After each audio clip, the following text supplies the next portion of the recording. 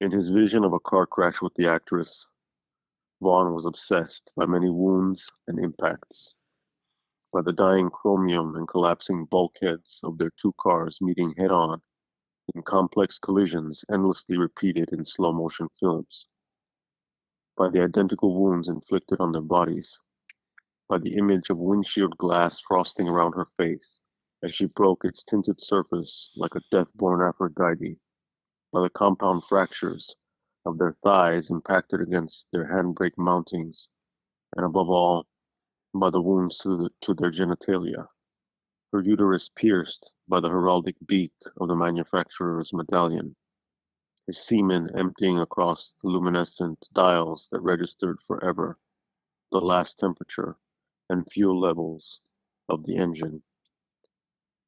J.G. Ballard, Crash, a novel. I don't think I've ever seen a film that was more. I don't think I've ever seen a film that was less made for mass consumption than David Cronenberg's Crash. This is a deeply divisive, somewhat problematic film that, as I watched it last night for the second time that I've ever seen it,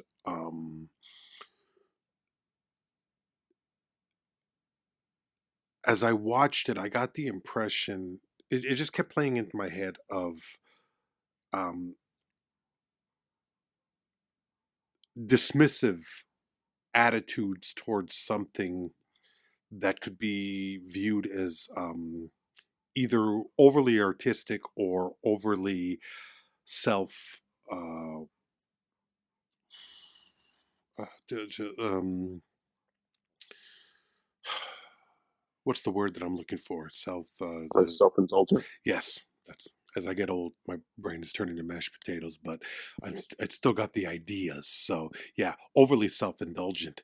The difference is that with Crash, ultimately, the film is compelling and um, regardless of your feelings of enjoyment in watching it, because I don't know if you enjoyed watching this film. I did not enjoy watching this film, but I was fascinated by it.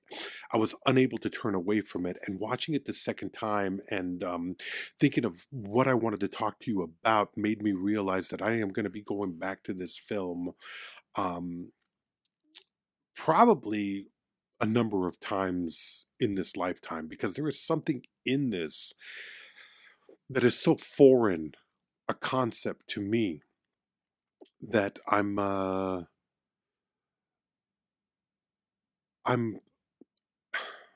I'm overwhelmed by the the difficulty of the subject matter. This is not an easy film to like. Well, this is not an not like. I've already said that I didn't like it. This is not an easy film to this is not an easy film to experience. That's what I'm looking for.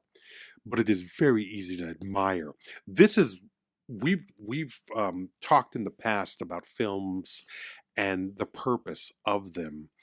Uh, Me being on the side of a certain level of entertainment that needs to be pulled out of the movie watching experience, and when that doesn't occur, the attitude has been somewhat of a feeling of failure on the filmmaker's part.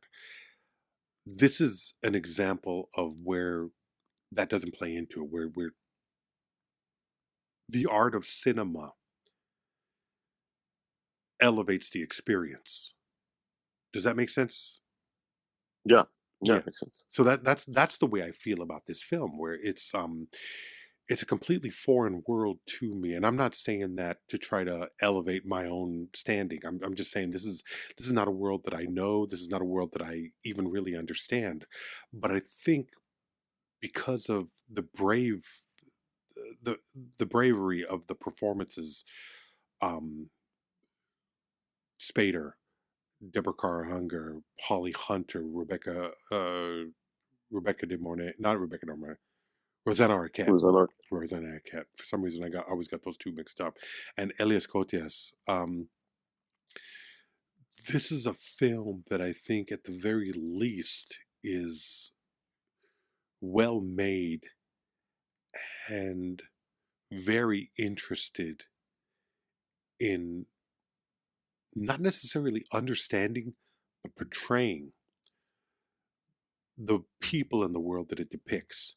I don't feel that I understand any of this shit any better watching it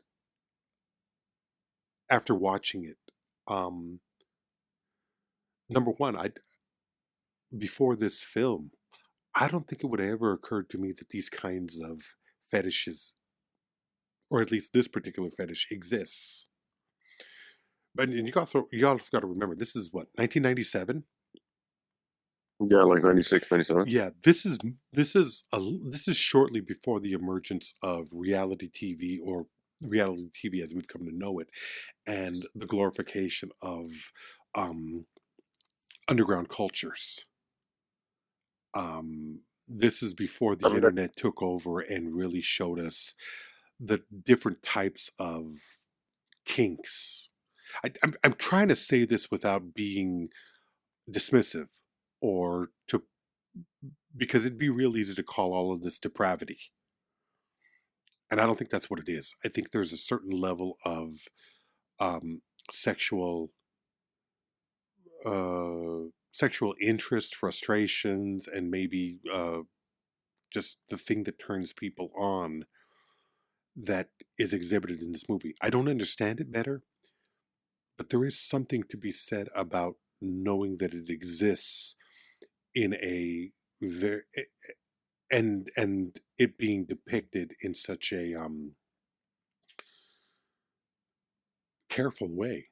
I don't think this is a gratuitous film, although I think a lot of straights would watch it and say, this is disgusting, this is vile, sure. and maybe to them it is. I don't know. You can't dismiss that either. This is an offensive film, but I don't know that calls into question the definition of offense and what your personal attitudes towards sex are. This is a fascinating film with great performances, beautifully shot, and very, very disturbing. This is what movies. This is one. This is the type of movie that I try to champion when we talk about. I don't care if you like it or dislike it, as long as you're forced to think about it afterwards. And I think I'm going to be sitting here contemplating this movie for many weeks. There's some shit that I saw last night that really kind of fucked with me, and I'm not sure. I'm really not sure how I feel about it. That being said, Well, yeah, let's let's go dive into in. that. Yeah. Yeah. What fucked with you?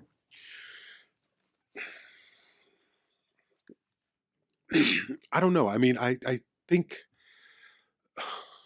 you have to, it's that old saying of to thine own self be true, and to understand what motivates you, what turns you on, what makes what makes you excited.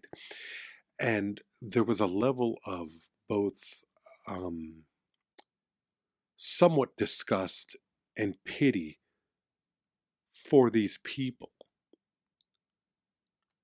And I guess the that aspect that you either have or you don't have, that you can't really turn off, where you say, what the fuck is driving you to live your life in this manner, or to act in this manner. And as I watched this, I couldn't help but wonder what is going on, what motivates this. And it would be different if this was a fabricated story that just came out of nowhere, but it's told in such a way, and I believe that there is a subculture that exists where psychologically this is a this is a fetish or a kink or whatever the fuck you want to call it, that drives a number of people sexually. I don't think this movie just comes out of nowhere. I don't think the novel that it's based on by I believe J.G. Ballard. Hmm. I don't think that just, came out of nowhere. It's such a real world, and it parallels things that we know about ourselves and the things that drive us, that it's just an extreme, it really is kind of an extreme example of all of our kinks, whether you like to be, whether you're into bondage or sadomasochism, or you're turned on by just vanilla sex. I don't know. I mean, there are certain things about this world that, there's certain things about this world, the species, and the culture that I don't understand, but I'm no longer dismissive of. But there is an element of what the fuck could drive that to be something that would get you off. Yeah. I mean, this is one of those movies that falls into the category of a Bad Lieutenant. It's basically my go-to as a film that you admire but cannot recommend to most people because of what you believe might be the limitations of most people. And telling somebody that you like this kind of thing, they could get the wrong impression of it, but then that's a way of weeding people out. I mean, I don't know. Yeah. I don't know what to say. Yeah. It's a fucking, Yeah. it was problematic. Yeah. Well, it's like car fucking and car crash fucking. If the person goes like, "Oh, that's interesting," do tell. Then it's like, maybe you're talking to someone who's open-minded. You're talking to someone who's like, who can think outside of just Hmm. the so-called norm, right? Versus Yeah. someone who's like, what the fuck? Yeah. Which, I mean, on everyone on all levels is like, what the fuck? Including the people, I imagine, who I'm sure there's like, maybe there's two kinds of people. No, there's three kinds of people. The people who aren't in the world of car fucking. The people who are in the world of car fucking, maybe there's like those who are like born all my life. Instead of all my life, I've wanted to be a gangster. All my life, I wanted to crash and fuck. I Yeah. wanted to crash and come. Um, and then there are those who are introduced to it, who are like, wait, what? And then maybe there's a little bit of the tell me more. And then there, those people are maybe like, as with anything, you either you're seduced or you're drawn in or whatever, and then slowly maybe you start to like go deeper and deeper and deeper until finally you're like, oh shit, this just like something awoke in me that made it to to such a deep place that it's like, fuck, like where has this been all my life? You know what I mean? Yeah. Um, and that can be, I mean, think of how that happens with what we do with movies. Like, there's gonna be someone, one of those two people that's listening to this, is gonna be like, oh shit, like, and who knows how that's going to affect them. And of course, this is like these are two depictions. So it's like the novel from the early to mid 70s, Oh, the is that how film old from the this mid is? 90s. Wait a minute. That's how old this Huh? novel is? Yeah, This novel goes back to the 70s? Really? yeah. I didn't Hmm. know that. I didn't.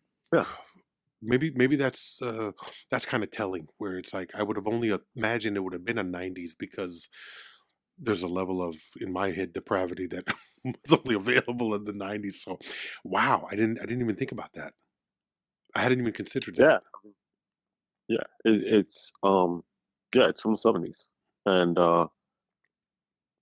I mean, it's kind of interesting because it's like um a lot of, I think, subcultural stuff that gets like um retranslated. It gets translated as from a book to a film, and then it gets refiltered into the culture. It kind of like, I think of something like Interview with the Vampire, um, that kind of like sits around for years gestating until it Yeah. becomes a novel. Hmm. Um, I mean, sorry, until it becomes a book. I mean, Hmm. it's not, I just keep looking up until it starts off as a book, and then until it becomes a film, um, in the '90s, and then like kind of has some kind of representation in the, um, not necessarily in the greater culture, but in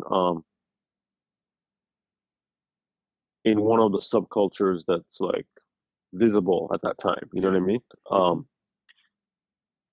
And so it's it's a subculture, um, that you can kind of like swap out with anything. You can do you can do fucking vampire, like fetishism, or you could do vampire, lifestyle stuff. Anne Rice's book is from, mid '70s, Hmm. um, but you get a lot of like Vampire the Masquerade, and a lot of vampire films and all this stuff that like come out in the '90s, and that also hits differently than the stuff that was coming out in the '80s. You know what I mean? Sure. This is very particular. This isn't part of like, this is so unique that it's, what is it about a group of people who are attracted to the idea of sex and car crashes, and also the kind of the greater cultural like mythology of death surrounding celebrities and car crashes. So like Yeah. James Dean, Jane Mansfield. Hmm. Um, and it's interesting because the book takes place in London. The story in the book takes place in London. Have you read the book? And yeah, I have the book. I read a passage from it in the beginning. No, That's I what know I was you. reading. I know you read the passage from the beginning. I remember that, but I didn't know that you had actually read the book on which this is Yeah, based. In okay, had you read it before the viewing the film or yeah. after? Okay, I had read it before, and then I started reading it again, okay, um, for this, and it's really well written. Um, it's the language is beautiful, um, but it's a lot of blood and semen and car parts. Um, it's and in an interesting way where you have organic, the organic and the mechanical, and leather interiors and shit like that, yeah, and images of this main character who is James Ballard is the name of the character. Um, and he, images of him cupping semen in the palm of his hand and walking around, uh, a junkyard, smearing semen on the wreck of his dead friend's car. And it's fucking, you're just going like, wow, this is, and I'm not the person that's gonna be like, oh, that's fucking revolting, you know? yeah. Um, No, I it, think we it's, know I mean, that. So I've known you long enough to. I can see that it is that, but Well, that's an I think it's important thing. fascinating. Yeah, that's a. I mean, I think you more so than myself, but I think uh, um, we're both open minded enough to look at it from the psychological standpoint of this, where it's not, it's real easy to be dismissive, and that's the danger of a film like this, where it's like um, being unable to give yourself over to what's being portrayed on screen as an honest and real life depiction of a subculture. And I think if you if you can't allow that, then you're missing out on a very a a very rewarding movie watching experience, regardless of liking it or disliking it. There's a lot going on here that is honest to um, humanity, who we are, what drives each and every one of us, and it happens to be something that is not mainstream, not necessarily acceptable, but also you don't do yourself any favor by ignoring it, pretending that it doesn't exist, or uh, judging it from a puritanical standpoint. Yeah. And I think that's I mean, yeah. I think that's and that's something that's been a constant theme throughout Cronenberg's work, but never so blatant as in this film. And I think I've seen the majority because of your interest in Cronenberg and this show. I think I've seen the majority of Cronenberg's work up to this point, and I understand it a hell of a lot better through our discussions of such films as The Brood, Scanners, Yeah, Videodrome. You know, I mean, I don't think I would have. for sure. I don't think I would have taken in this film in the same way if we hadn't discussed those earlier films. If I hadn't had, if I couldn't see it through your eyes, or at least through what I imagine your eyes would speak to. I don't know if I could have watched this in the same manner. That's cool. That's cool that that I am able to help out with being able to watch Yeah, to take me to the fucking dark side and to help you watch yeah, James Spader eating out fucking Rosanna Arquette's vulva looking scar on the back of her leg, you oh, know? Jesus Christ, that was a hard one. It, it's and the thing is too, it's like, well, what I was gonna say, I had started to say that the story in the book takes place in London. The film is in Canada, Hmm. but also as Americans, um, like there's something very American about as I when I watch it or I read it, American car culture, um, and especially these ideas of like classic mid-century Americana is very car. Um, it's and then I live in LA, and so it's all about the freeway, Yeah. or or someone else might say the highway. Um, and that I think hits differently to an American. Um, the idea, this, I mean, on a universal level, I'm sure, like, yeah, the car represents power and freedom and all that shit. But to an American, I think even more so. Um, the stories that we tell ourselves about um, the open road, or Jack Kerouac and Hmm. and Route and 66, all of that. yeah, Even Fear and exactly, Loathing, yeah. Even the beginning of Fear and Loathing, it's like right, it's that exactly, a journey into, yeah. right, right.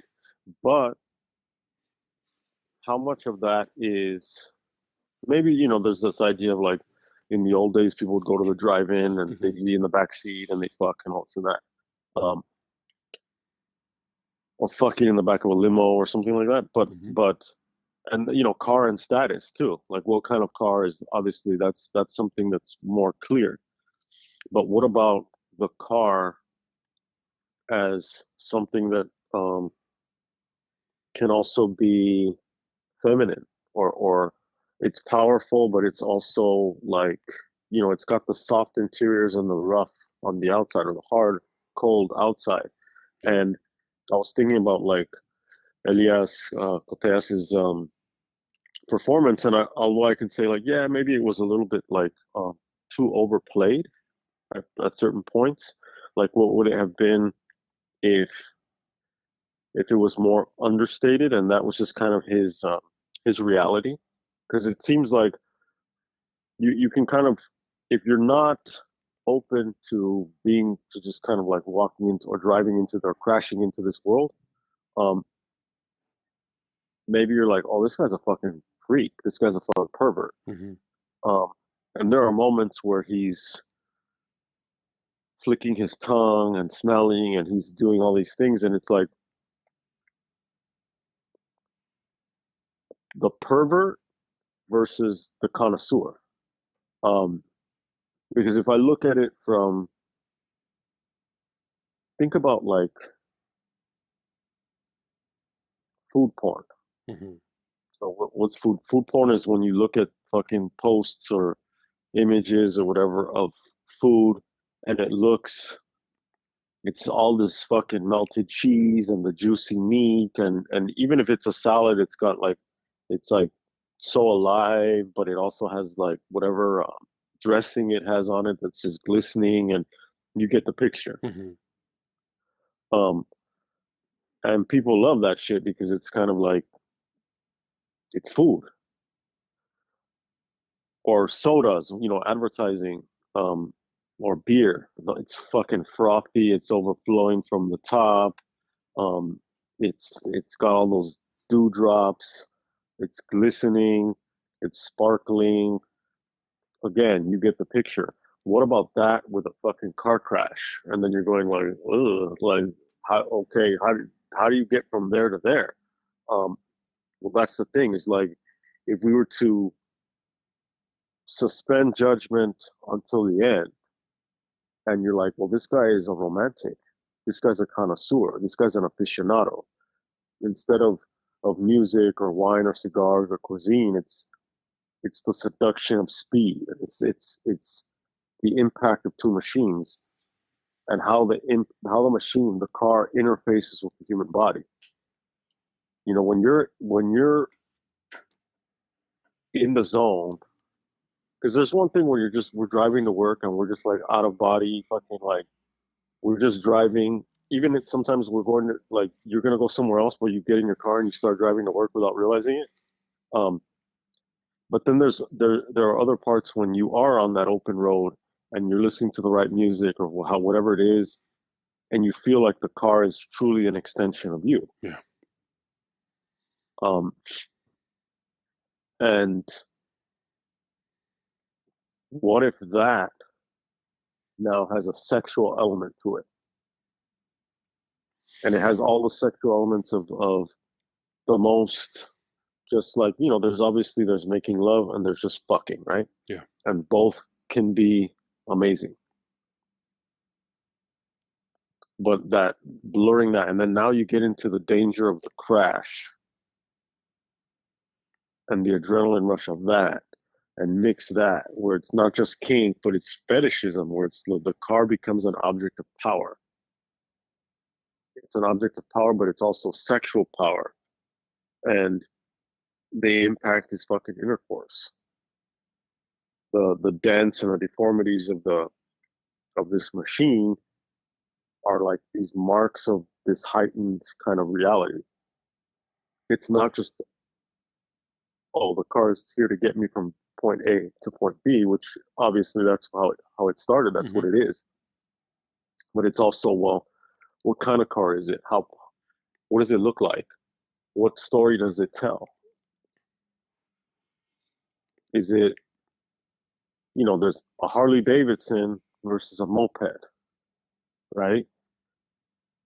A fucking big ass truck with lawnmowers and all this shit in the back, that tells a different story than a big ass truck with surfboards in the back. You know what I mean? And now what if it's like not only those basic stories that the car tells, but what about how the junkyard? What stories does the car tell? Oh, look at that! Look at that! That's a fucking killer car. That's Christine. Yeah. Christine is sexy. Or so I've heard people say like, "Fuck, look at the ass on that car," or "That car is sexy." Yeah. So you start anthropomorphizing the fucking car, and that's usually fucking like like Chargers and shit like that. Yeah. Muscle cars, American muscle. Muscle car, yeah, muscle cars, It says a right? lot about the culture. It speaks to us. It's we are defined by that. You speak to that Route 66, that Jack Kerouac on the road kind of mentality of cars being such a staple of American society, and it's anything can really be sexualized. And you talk about the beer ads, you talk about the froth and the bubbling and the all of that. But I don't think there's any kind of more there's no more powerful symbol of sexualization in American society than the car. Uh, Tarantino's Death Proof, Grease, the car, Bullet, Yeah, French Connection. These are all well, symbols of power yeah, and drive and force that are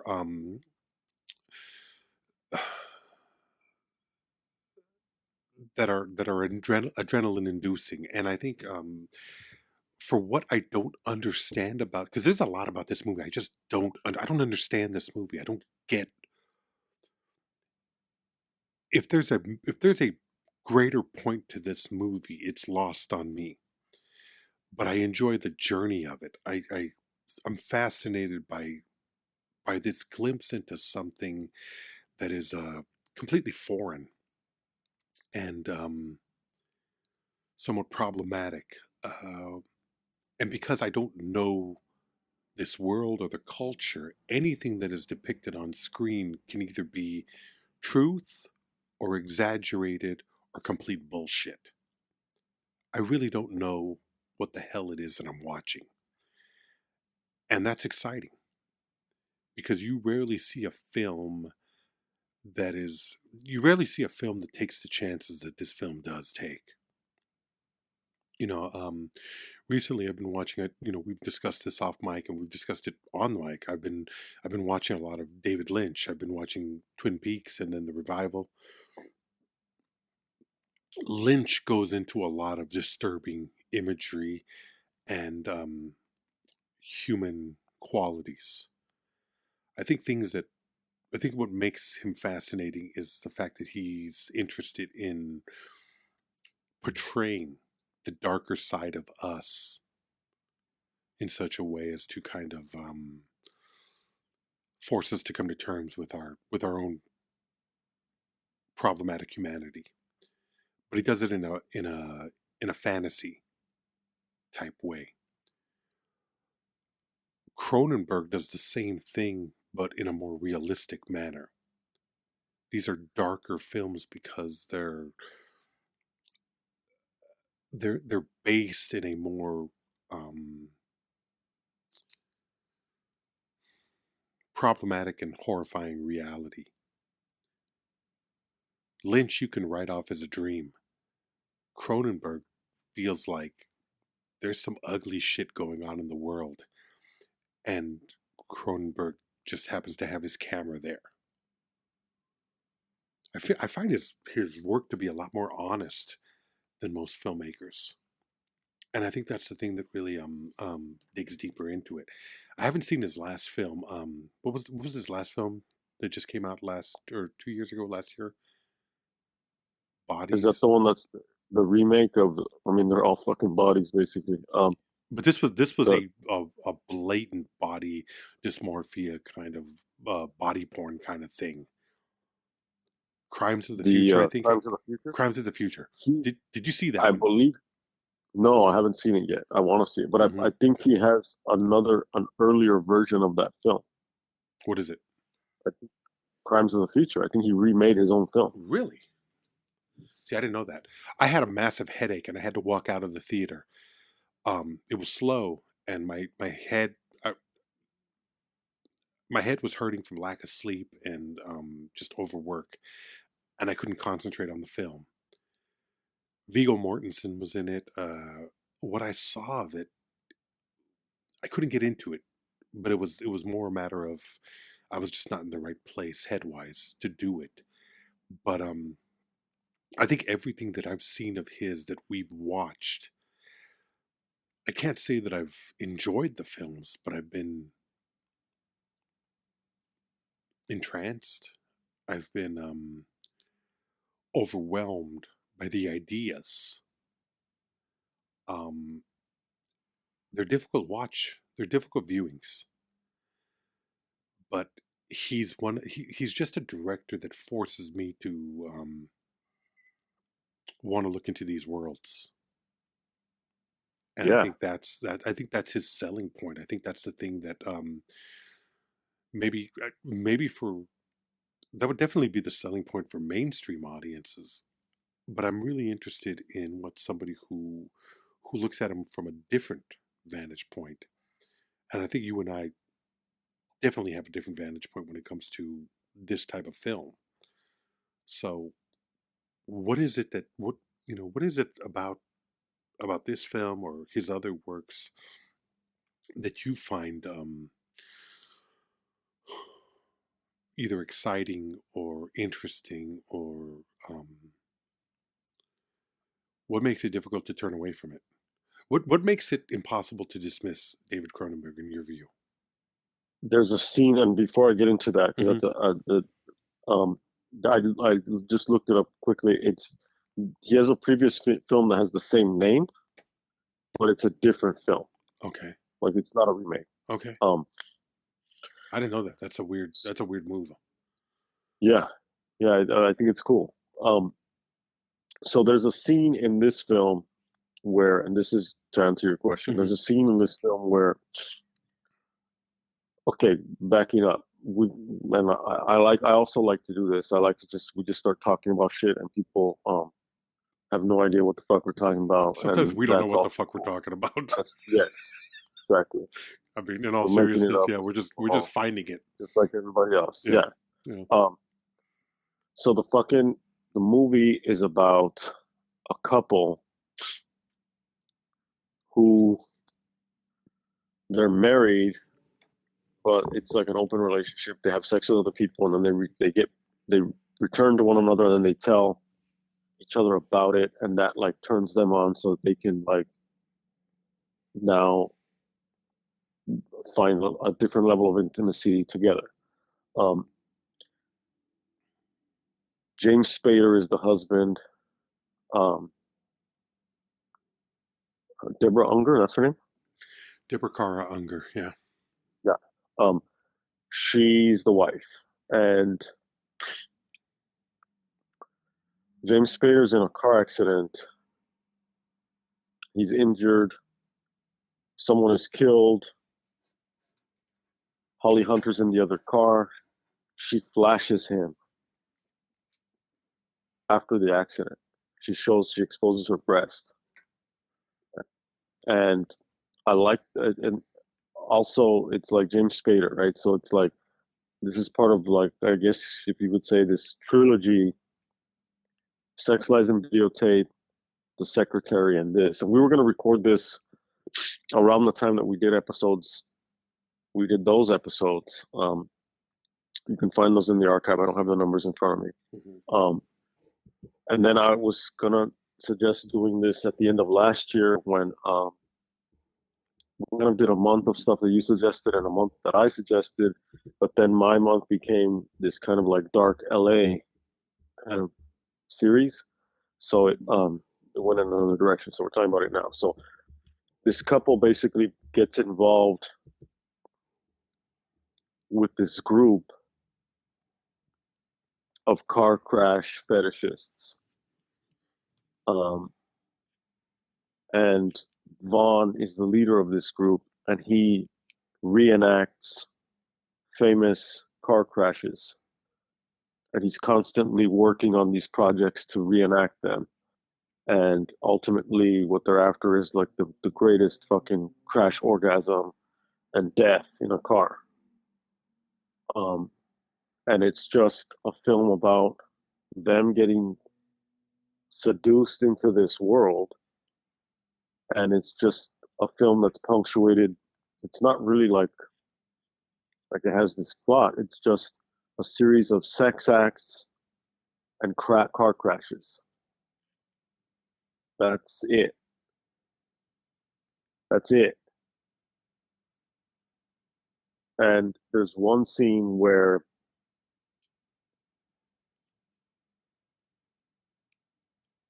Vaughn, who is this kind of like, he's the guide into that world. He, because there's no real like, it's not like there's a protagonist and an antagonist. He is that, but at the same time, he's the mentor. He's the character who brings them in. Um, Well, I mean, this is not a traditional narrative in any it's not. shape or Well, yeah, form. no, It's not. So yeah, all that shit goes out the window. yeah. It's Um, I wouldn't even call it a character study though. I don't know what I would call this film. Slice of life it's, depiction, but I don't know. but it's not. Yeah, sure, but it's like these characters in this one scene. They drive up to a car crash scene, a scene of a car crash, and Vaughn starts to take pictures, and they get out of the car, and they just start walking. They walk onto the car crash scene, and so there are like medics using the jaws of life to. It's like multiple car crash. They're trying to pry open these doors. There are cars that are flipped over, cars on their side. Some people are like, one person is just kind of like in a daze, just kind of like swaying, kind of uh, standing there. Um, one woman's face is all fucked up. She's sitting down, like on a curb or on something, and Deborah Unger's character sits down beside her, smoking a cigarette, looking sexy. Um, you know what I mean? Like, Yeah, she and delivers on that and end. yeah, yeah. Um, and James Spader's just walking among the crash, and they're kind of like haunting this crash site, and it's very dreamlike, different as like when you talk about like the dreamlike work of Lynch. They're just haunting this fucking scene, and it's like no one notices them, and it's very unreal. In terms of like you get a sense that because the scenario is so heightened, that creates that kind of dreamlike thing where it's like where people talk about time slowing down or time happening so quickly, or um, I talk about it like for my wedding. Like it felt like my wife and I were basically like haunting our own wedding because we were there, but we also felt like we weren't there. We were kind of out of body and felt like all these things were happening around us, kind of just outside of our control, Hmm. but we were still interacting. Um, and our memories of it are like distorted. Um, People have told us like, oh, it was amazing because at this point, like, and they'll say like these little things that for them like registered, and that's what they really like latched onto and appreciated. And like one person, she was like, it was so cool that at this moment of the ceremony, all these crows started crowing. Um, and then Leslie and I looked at each other and we're like, what? Um, because your head is so all over the place, right? Or it's so intense. And so back to the scene, like in emergencies or in these great like emotional moments or whatever, sometimes performances, um, the perception is off. And the reason why I like and I keep returning to people like Cronenberg for similar reasons, but in a different like flavor, David Lynch or anything of these types of this type of subject matter that or delivery that's maybe more extreme or more dark or more challenging or fill in the blank that Yeah. relates to that end of the spectrum of artworks. It's because I get that sense. I get the sense of like I've wandered into this world and I can interact with it as much as I like want, from as long as I don't like cross into it if I don't want to, um, and I can allow it to cross into me as much as I want. So there's some kind of like permeability there, but at the same time there's still a distance, um, and I can visit this place and I can explore this place, and it's new and it's intense and a lot. Sometimes it's fascinating and scary at the same time. Sometimes it maybe there is something sexy about it. Um, uh, it's like one time I on Figueroa driving towards USC, going towards downtown LA. There's a fucking strip with all these prostitutes, and I don't know what we were coming from downtown, and I told Lizzie, I was like, "You want to see this crazy strip of on Figueroa where all these prostitutes are?" And we drove and we just like checked, like, and it was night already, so there's like all of them out, and all these cars fucking doing U-turns and fucking like pulling up and fucking like just crazy because it's this whole other fucking like you say, slice of life. Yeah. Um, and we're just like, and these prostitutes, these women are fucking like probably 5% clothed. You know what I mean? Like some of them. Um, and it's just like it's wild. And it's like, wow, this is crazy. Like this is just however many miles away from where we live, but it seems fucking like thousands of miles away, right? Um, but it's a and at that point it becomes like this kind of dark tourism. Yeah. And then you ask like on the back end of that is like, well, is this is this like exploitative? This voyeuristic element to it. Um, and I think I've just come to terms with the fact that it's like I don't consider myself a voyeur like um in that sense. I think that people who are naturally curious live their lives on some level as voyeurs because people watching is voyeuristic. You know what I mean? Like playing, being on a date with someone and playing fuck, marry, kill. You know that game, right? Mm-hmm. Yeah. For those of you who don't know, that game is like you go to some public place. You're with someone, like let's say you're on a date. This is if he or she is cool, um, then you can play this game, and it's like, okay, this is harmless, right? It's an icebreaker. Yeah. It's an icebreaker. Um, it's an icebreaker, Yeah. unless you're like, unless well, okay. So the game is you just pick people out of who jump out at you or whatever, and you're like, Yeah. okay, that's someone who I would fuck, that's someone who I would marry, and that's someone who I would kill. And it's like this dark humor type of thing. It might get different. It might get like weird if it's like, well, that's the person I would kill, and then after she's dead, then I'd fuck her. Then maybe that's a red flag, you know? Yeah. You might have to pull back a little bit. Maybe. Um, but to each freak his own. Yeah. Well, to each freak his own. Uh, that is something that you do come to. The more you meet of people, the more you understand um, what drives people. You start to understand that it's not as simplistic as you might want to believe it. I mean, I'm a very I guess I'd have to describe myself and define myself as a very vanilla type person, very, obvious Because and, you but haven't you haven't discovered what lies beneath. I don't know if any of that shit does. I mean, there is the understanding that ain't, I've had friends who are into BDSM and all that other shit. And I think to myself, no, that's fucking weird. That's not something I could do, but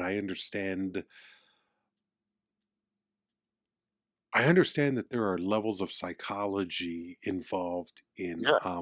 yeah, motivating that thing. I remember I was talking to somebody I was working with a guy, and this is directly to that. Um,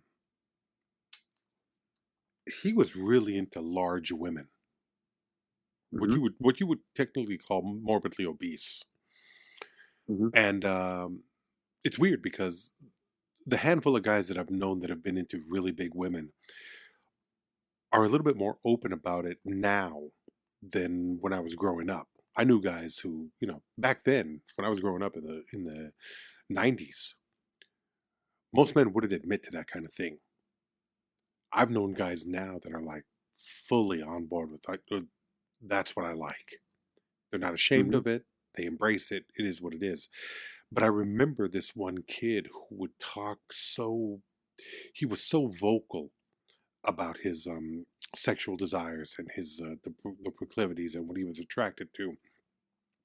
And I remember at one point we were all just standing around. We were a crew um, working this job in downtown LA, and I just remember looking at the guy and saying, "Were you molested by a fat woman?" And he was kind of taken aback by it, and he just looked at me and was like, "How the fuck did you know that?" And to me, it made sense. To me, it made sense where you would your first sexual experience or your earliest sexual experience or maybe your best sexual experience would be one that was outside of the parameters um,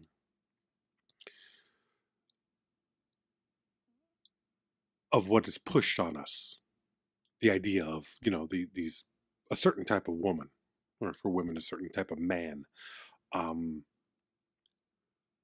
so Or the there's same, depending.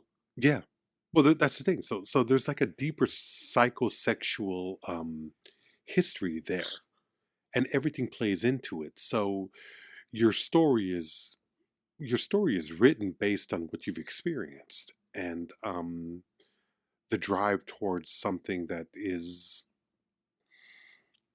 different from somebody else's. I mean, I've known people who are in that world and like that.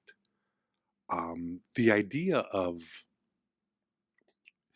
that episode that you were talking about with James Spader was number 312, 312. And we talked about Sex Lies and Videotape, and we talked about Secretary. And both of Hmm. those films were fascinating in their non-judgmental look at these people. And I found them very interesting viewings, regardless of how of the enjoyment aspect of it. They were um, they were unbiased, fair, and I think sensitive looks at that world or those worlds. And I can even say that about Cronenberg's film. This is not gratuitous. This is not pornography. And I mean, there might be people out there who feel that's a negative attitude in and of itself to simplify and dismiss pornography. But pornography is, I personally don't see pornography as art. You're Um, watching the wrong pornography. I'm just kidding, but I'm not kidding. in the realm of senses, could be considered pornography, but also artistic. Yeah, I mean, there's like You know, there are um, and I think it's being more like judged as or described or whatever as like more feminist porn, more yeah. female oriented porn. Hmm. Um, Lesbian porn, or I mean, real lesbian porn, not just two women who are well, I mean, I feel like for the sake of men. there's part of it. There's part of it that's like really artistic, and then Hmm. there are other ones that are very much not artistic that just are at the most they just look like actual couples like having sex. Hmm. which just to me does not look artistic or creative or anything. It Well, just that's looks the like thing. too It's like a like regular. it's very unlikely to have uh, the pornography industry is not likely to be artistic for the simple fact that it's commercial in it not commercial, but it's capitalistic in let's let's make as much money as possible. Yeah, it's corporate porn, Yeah. which is like it's gonna be like Jerry Bruckheimer Hmm. porn, where it's Yeah. like it's gonna be basically the stuff that people are familiar with, Yeah. which is um, explosions Hmm. and fucking cuts and close ups and all that. Like, yeah, that's like your standard run of the mill porn. But there's also like I'm saying, there's the kind of porn that's looks very like normalized. Like it's just couples being intimate. And then there are there's like creative porn that is more of a mixture where it's like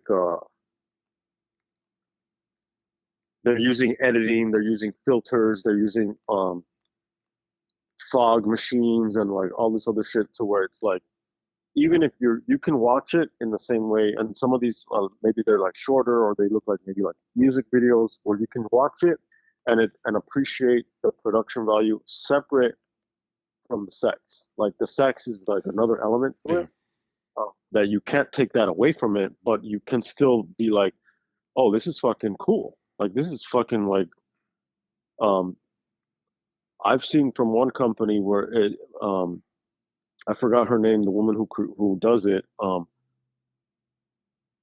The website I think is called A Four Chambered Heart, and I've seen interviews with her, and it's like more creative. And Hmm.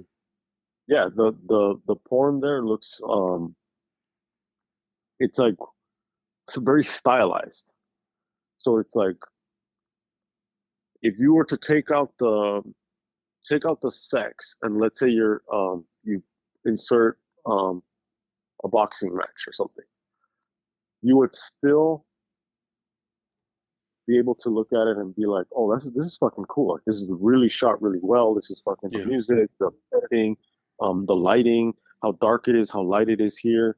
Um, so like if you can do that without the sex, and then now you just add the sex, unless you're just gonna be because you're attacking the sex part of it and whatever the implications of that are societally, morally, religiously, whatever, um, you should be able to look at that and say this is fucking artistic. It just happens to be porn. Um, so I actually saw a clip of Siskel and Ebert arguing about Crash. Um, They were arguing, and yeah, as to say one liked them and one did it, and one disliked it. right. Okay. Um, I and mean, because sometimes they argued just for one didn't like it well, for the right because yeah, reasons. It was weird. They had a weird because dynamic. But go that's ahead. film critic porn, you know. Yeah. Um, so it's like you have to have fucking tension, man. Yeah. And so uh, Siskel was just kind of like, I don't think it's that interesting. Um, Ebert um, was like, well, it's because you don't get it. You know what I mean? It's the Yeah. this is the template for fucking arguing about movies. Hmm. And Ebert was like, well, Cronenberg is making porn without the sex, and Siskel's like, Ebert was like, it's showing a different side of it, without making it like gratuitous or sexy or whatever. And Siskel's like, yeah, but if you're fucking in cars, and obviously he's not using those words, Hmm. and he's like, you're showing breasts, then like that is sex, like, and he's like, and it is making it like about that, and I don't think it's that fucking like unique or that whatever. Um, So I feel like this kind of film, it's divisive, but for the most part, it's going to be one of those like litmus tests where it's going to be like wherever you're coming from, you're going to find something for it to make sense to you in terms of like, oh, this is fucking weird, Sure. or it's, oh, this is so-called, I don't know about cool, but interesting or whatever. Like you're talking about this person from whatever job, what would this person's going into this thing about like, well, I like large women or whatever, and then Yeah. you guys are in the circle, um, in the parking lot, fucking passing the time, talking shit. What if you would have said, well, were you molested by a large woman? And what if the guy would have said, no, I was actually molested by a really skinny woman? Then maybe you Yeah. would have been like, well, that makes sense because now you're just going to the opposite Yeah. of women who, you know what I mean? So it's like, You can rationalize anything. Yeah. No, you can understand from a lot of different vantage points. No, I get what you're saying. Yeah, definitely. and then at the same time, it's kind of like it's the nature and nurture thing because um, I've known people that, I one guy who used to be in our theater company, gay guy said like, oh, most of the gay guys he knows were molested by men, but there's obviously no way that that's fucking like a universal um thing or some kind of universal predictor of like sexual orientation. Yeah. So like you can't explain it just because of that. Um, because it's like just to get into this fetish, it's not like you had to have been in a car crash and you were aroused by it. You know what I mean? In order to start you off into Yeah. that. Where it's like, oh, I was in this horrible fucking crash, but I had the most amazing fucking orgasm. Um, and ever since then, I've been trying to recreate it. You know what I mean? No, I That's think not it. no. There's something to be said about the hard wiring, where there's something in you that, given the right moment, the right time, and the right experience, it opens up something in you that you didn't realize. People talk about it all the time with drugs. They talk about it with, Yeah, it. it's a come to Jesus moment. Yeah, you CUM. figure something out. Yeah, you figure something out about yourself that you didn't know before. That didn't. Sometimes things make sense after a certain experience, and with this film, I think. First of all, there's a dedication. This film is played completely straight, and there's a commitment on everybody's part. And I agree with you that Kotias's performance, he's always been an over the top type of actor. But I think it's an interesting performance, and I think he's the right guy for this because there is a weird kind of, you can go either way, um creepiness with him. Is he creepy? I don't know. The subject matter for somebody like me is creepy, but those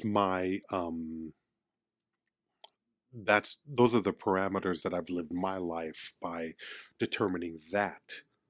Um, see, you called this, earlier. You called this a litmus test for the people around you, but it's also a litmus test for yourself. Hmm. If you are open minded enough, and if you're willing to look at your own psychology and look at the way you perceive things and are affected by them as an indicator of your attitudes. This is a bit of a Rorschach test. What do you see Yeah, when it you is watch this movie? definitely a Rorschach. Yeah, Yeah, yeah. more so than any That's other film. exactly like, Yeah, I mean, most films are very standard, narratively structured, and point A, point B. This film's all over the place, and it's what's great about it. And I think this is a great film. in that sense, because number one, it's a very brave film. It explores something that is very difficult to. It's very difficult for people to go into this world. Yeah, Yeah, yeah. and I But think it do you tells you a want? lot. Well, do Do I we want? need another film? Yeah, I mean, do you want another film that's fucking easy to forget? No, you need films like this. You need films like this, Bad Lieutenant, Irreversible. You need films that really challenge, and you know, they're not easy to consume. Uh, Films that don't take the easy way out, that don't make you feel good at the end. Um, that's going to be a hard sell. It's going to be. I mean, this film didn't so much. I think this movie escaped because number one, it was very divisive at Cannes, and Coppola was the jury foreman at that time, and he hated this film. But the the panel that was judging, they fought him on it, and they decided to give it a special. Cannes is very interesting that they'll give a special jury prize for something that they think is exceptional, and they did it with Sam Jackson's performance in Jungle Fever. There was never a Best Supporting Actor. He won that for Jungle Fever. Never given before, hasn't been given since, I don't believe. Um, and the panel wanted to go against Coppola, and so they awarded this a special jury prize for, I think it was called Audacity and Bravery, because it is a very audacious and brave film. It's not gratuitous. A lot of people could view it as gratuitous. So if your view, let's be honest, if your view of sexuality and um, sexual aspects, a lot of people could be very dismissive. If that's who you are, then that's who you are. But you weren't going to like a film like this anyway. What what did Coppola? What was his problem with the film? I think it was just outside of his interests. I just don't think he cared for the frankness of the depiction. I think it was problematic for him. I don't know. He had a distaste for the film, Mm, and he wouldn't. Some things just don't sit well with people. Even yeah, even with giving it the special jury award, Coppola refused to present it to Cronenberg. really. Yeah, which is a political an art which is an artistically political a politically artistic statement in and of itself. Um, Yeah, yeah,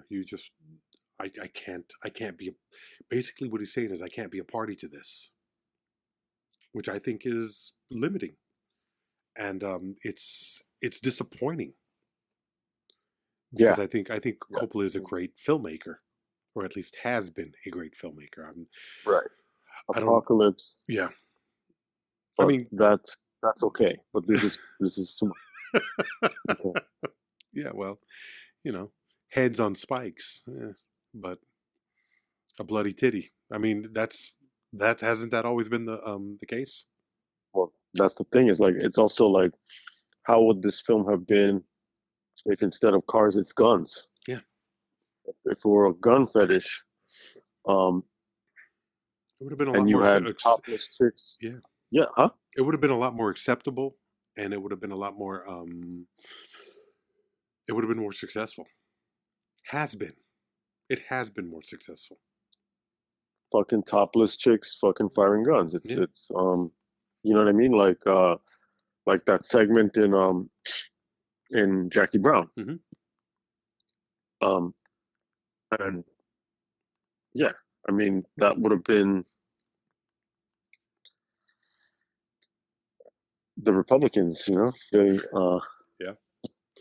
then they would have been like, how dare you fucking like criticize such an object of our fetishized power as the gun? Fuck you, Yeah. To the firing squad you go.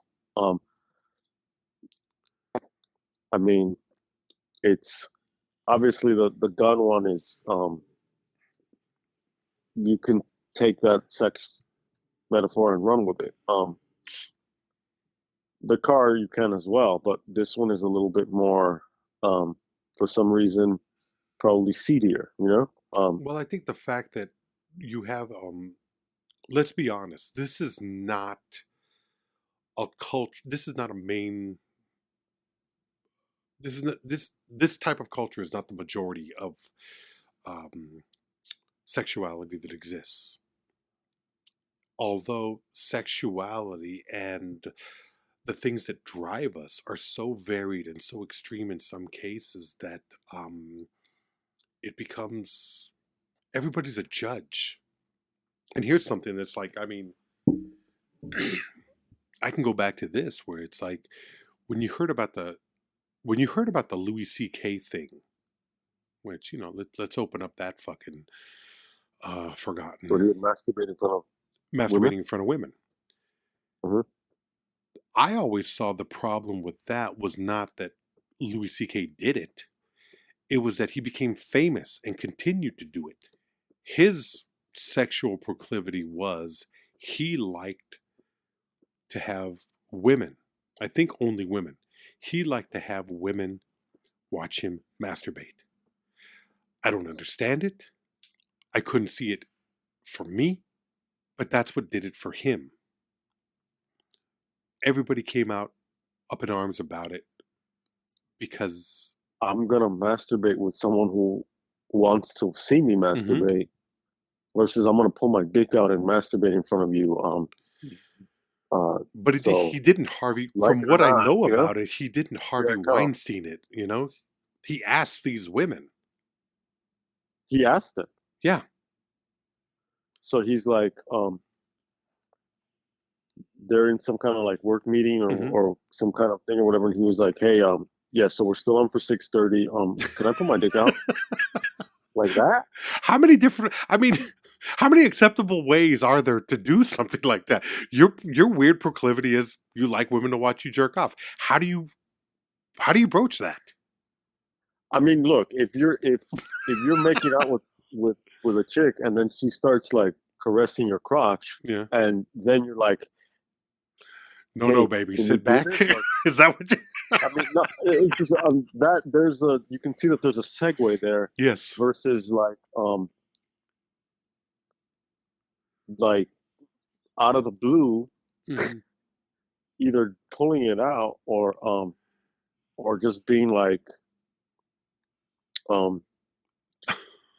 hey Susan, can I pull my dick out? I think one of the arguments I'm good. How was are you? I think the argument was this is what he liked to do. And he would ask women if he could do it. The problem was when he was a nobody comic, a woman could just be like, "Ugh, fuck you." A lot of them didn't.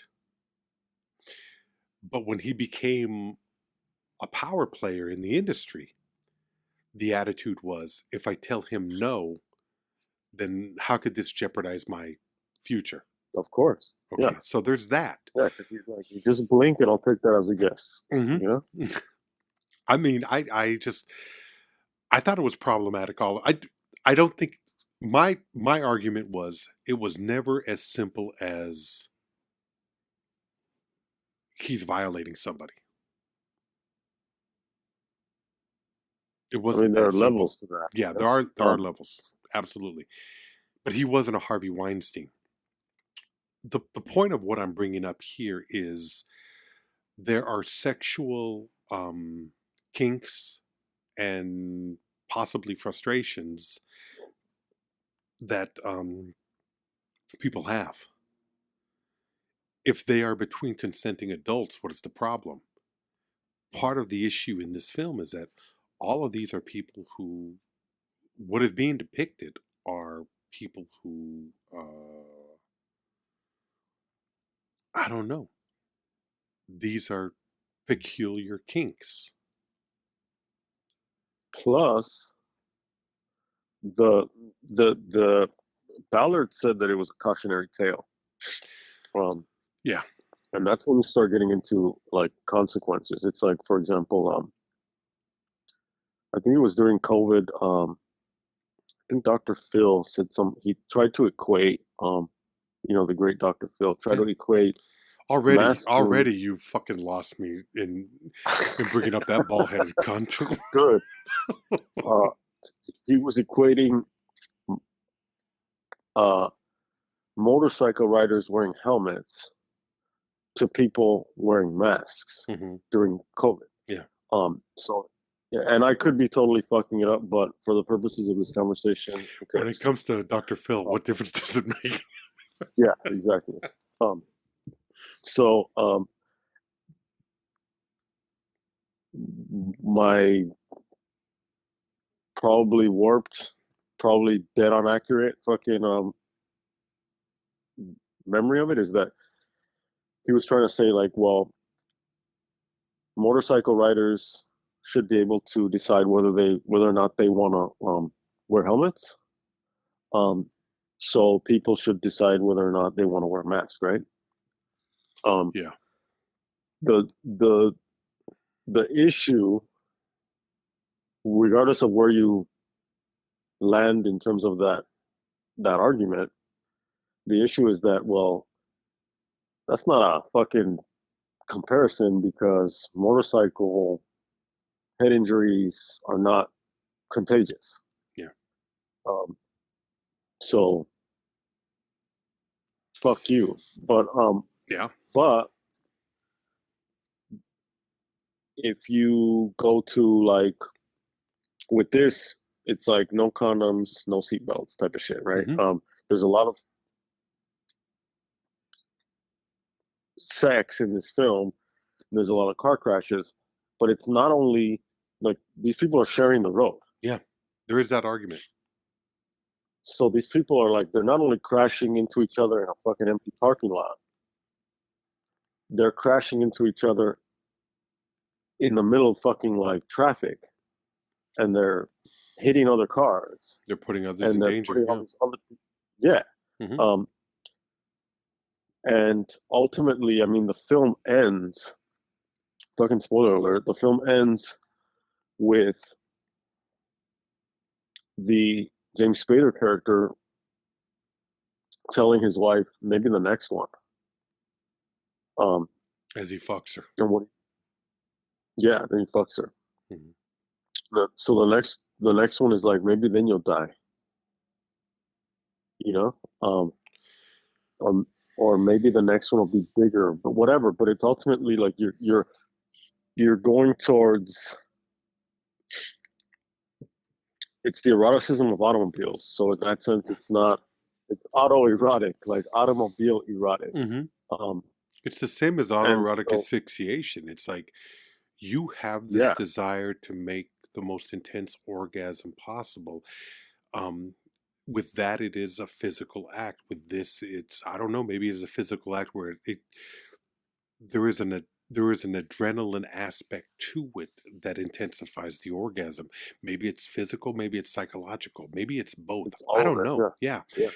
The fascinating thing is that Cronenberg, with Spader, Holly Hunter, Deborah Carr Unger, Cotius, and Holly Hunter, they're willing to explore that world and do so in such a way as to be honest and truthful to it. This could have been a very easily dismissive film. It could have been exploitative. I don't feel that. I feel like there is an attempt to understand not attempt to understand what drives them, but to lay it out as something that exists, and the viewer makes their decision later. Because there is no point where they start questioning, why am I like this? What am I doing? Why am I doing this? Yeah, it's almost it's as if it's through that they've actually found clarity. Mm-hmm. Everything else, at this point, needs to be questioned. Yeah.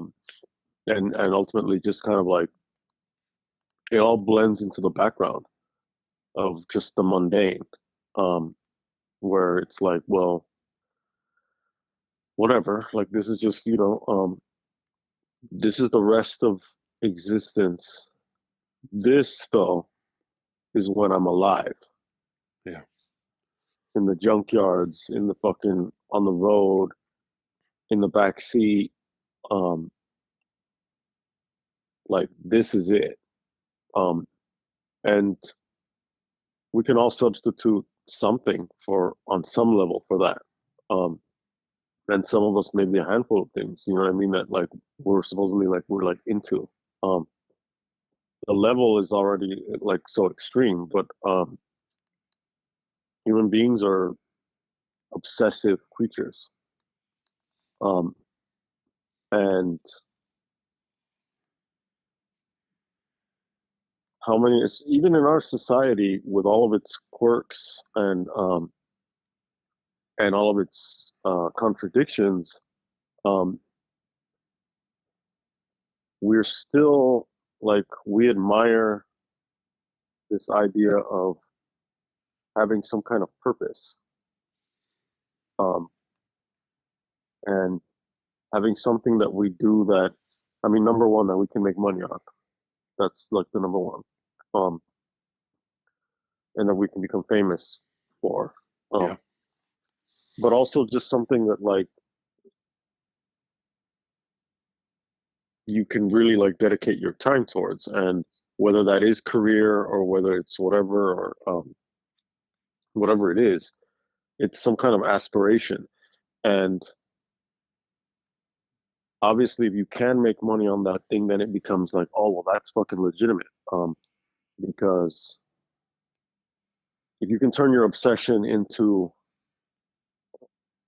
a personal industry for you, a business model for you, then you're actually getting something out of it that's visible.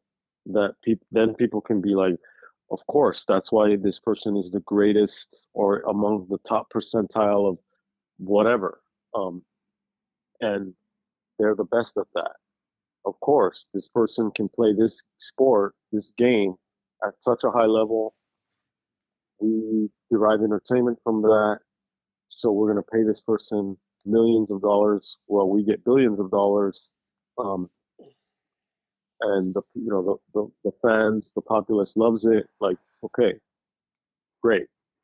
If this person's a good actor, a good musician, whatever. But once you get into something like that doesn't make money, but you're still dedicating those same levels because you're that like into it, then it's kind of like, well, either at, either it's a hobby or else it's an obsession that's fucking with your actual like so-called like real life. Um, and so aside from all the sexual stuff, the if this was fucking a group of, I mean, it wouldn't be interesting, but if it was a group of like baseball card collectors, um, and that's what they spend all their fucking time doing, then it would be like, oh, these guys are fucking losers. Um, get a fucking life, get a job, you know what I mean? Yeah. So it's weird the way that it's not only the actual thing that we're obsessed with, it's how it relates to commerce, um, and how it relates to prestige, etc. Um, earlier we were talking about fucking we were talking about Hugh Hefner. Mm-hmm. Um, and before we started recording, and what his Hugh Hefner being a product of the culture and also someone who helped like impact the culture, and that kind of like the double-edged sword of, on one end you can criticize, like you were describing him as a pimp and an abuser, etc. Mm-hmm. I stand by that. Yeah. But but at the same time, he did come to represent something in the culture for men specifically that was outside of just kind of like the car guy, the white T-shirt, Mm-hmm. the being in the garage. You could have aspirations of being a more well-rounded, culturally sophisticated person who was like so-called cool, and those things could like be equated with getting more sex. Yeah. And it was a lifestyle that he was selling in the form of a magazine that featured naked women, because it was ultimately about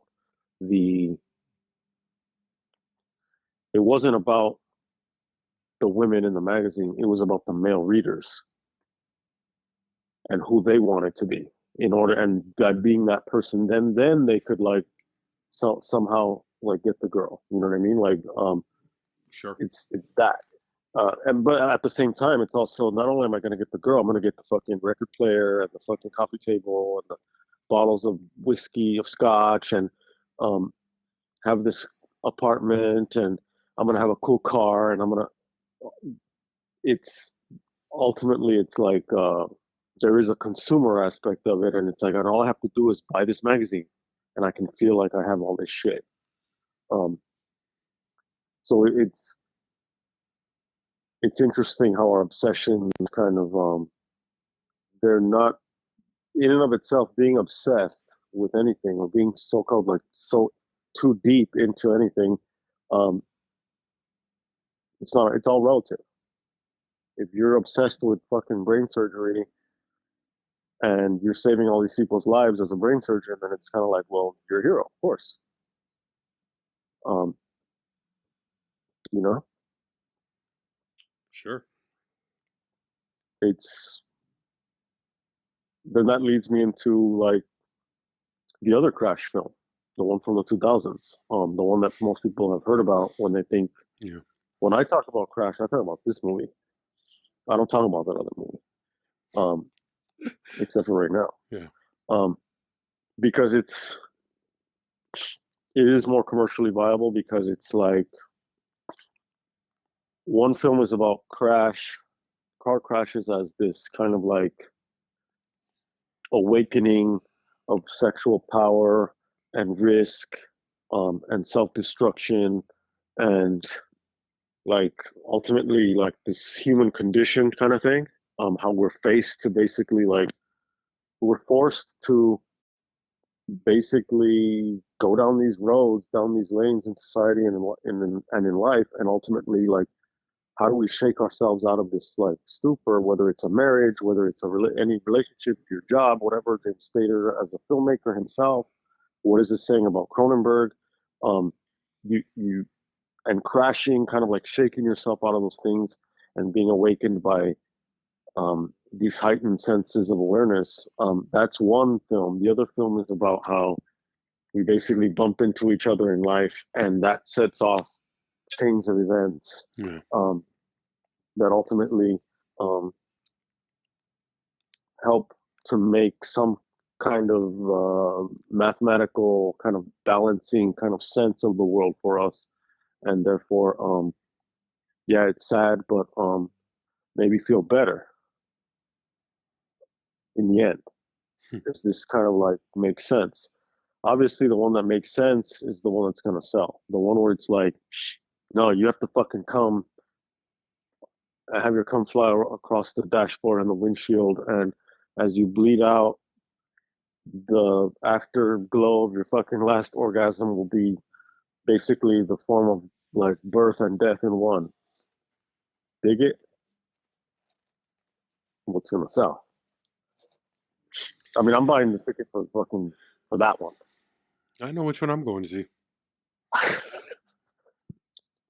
mean, it's just, Yeah, yeah. But every time. yeah, every time. And when you're fucking scrolling on your phone at night, that's the one you're going to see too. Human beings are also wired for fucking drama. Like, we're fucking wired for, guess what happened? What happened? Guess who fucking guess who got fired? Wait, what who? Yeah. Um like that. When what slows down traffic? Fucking crashes. Not only because we're trying to avoid the fucking debris, but because we're like, oh shit, like who's dead? Blood, broken glass, and twisted metal. It That's drives. it. It's fucking if it bleeds, it leads. Always Um, has. blood and tits. Human beings are crazy, and these are extreme times, and extreme times call for extreme films. Extreme times cause they call for extreme support as well. So let them know. Be extreme and support our extreme endeavors.